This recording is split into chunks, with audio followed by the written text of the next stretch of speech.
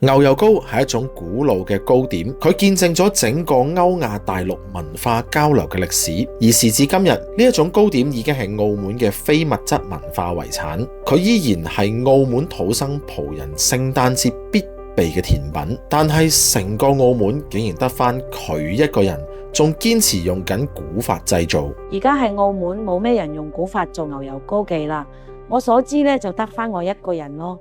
100年前，呢種源於阿拉伯地區被稱為歐勒嘅古老食品，經由葡萄牙商人帶嚟澳門。一位土生葡人13姑一家人世代製作澳門糕點、松仔餅等傳統嘅食品。由於製作呢啲嘅甜點咧係非常之辛苦同埋需要耐性嘅，13姑咧佢意識到咧僅靠自己咧係冇辦法長期守住呢門手藝，於是佢將多年嘅筆錄食譜手稿傳咗俾一位幫佢製作糕點嘅女傭，而呢份手稿就係日後成為牛油糕技藝成傳嘅關鍵。我哋今日嘅主角何金燕女士，燕姐就嫁咗俾呢位女傭嘅侄仔。咁我姑媽年紀大啦，咁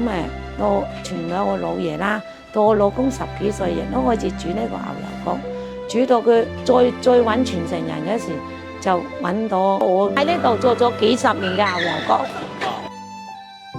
佢唔做嘅時候過咗身，我呢度就開咗呢間100幾年啦，就係呢間黃色嘅屋仔。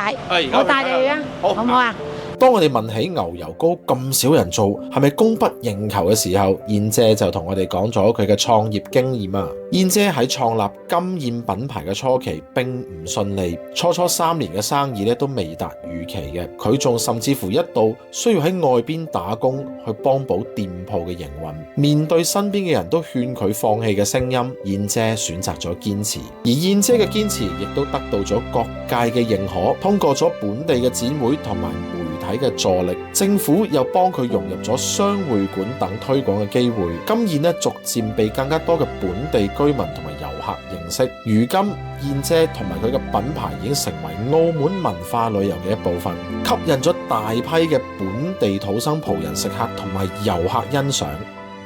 金燕嘅牛油糕已經唔單止係一種商品，仲係一種文化嘅載體，佢記錄咗澳門100年嘅變遷。而當你嘗到呢種古老食品嘅時候，希望你今日記得呢個故事，同埋記得中西文化交融嘅見證。